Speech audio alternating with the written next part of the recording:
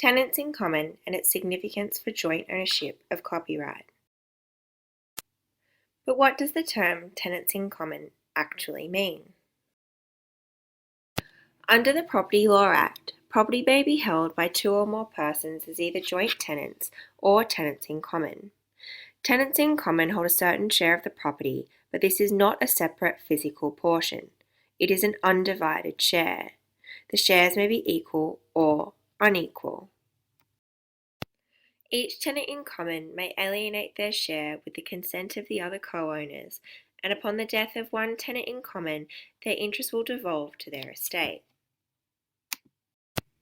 But what is the significance of this principle for joint ownership of copyright? Copyright may be held jointly by two or more people by virtue of either an express agreement or because a work has been jointly created.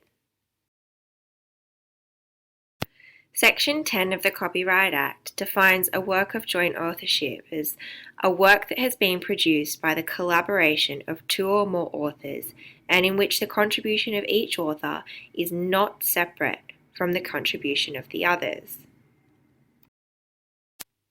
Usually, this equates to a consideration of whether the different parts contributed by each author could be useful or commercially exploitable independently from the other parts, such as the melody and lyrics of a song. All authors must have also contributed their originality to the creation of the work. It will be insufficient where, for example, one person is merely a scribe.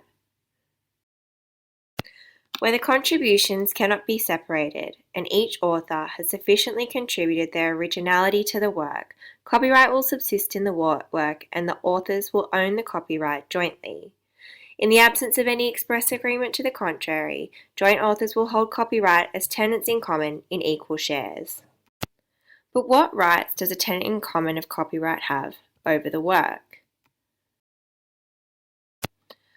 Under the Copyright Act, the rights of co-owners inter se, or between themselves, are not expressly outlined. However, Section 78 provides that a reference to the author of a work shall, unless otherwise expressly provided, be read as a reference to all authors of the work.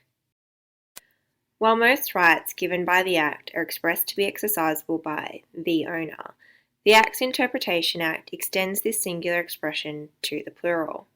But what does this mean for a co-owner trying to deal with their interest in the work? A theme that has somewhat emerged is that acts for the protection of the property may be done by a co-owner individually, such as suing for infringement.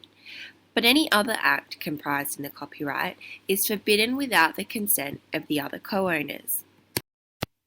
So each co-owner has title to sue in relation to the property and can, in turn, be sued.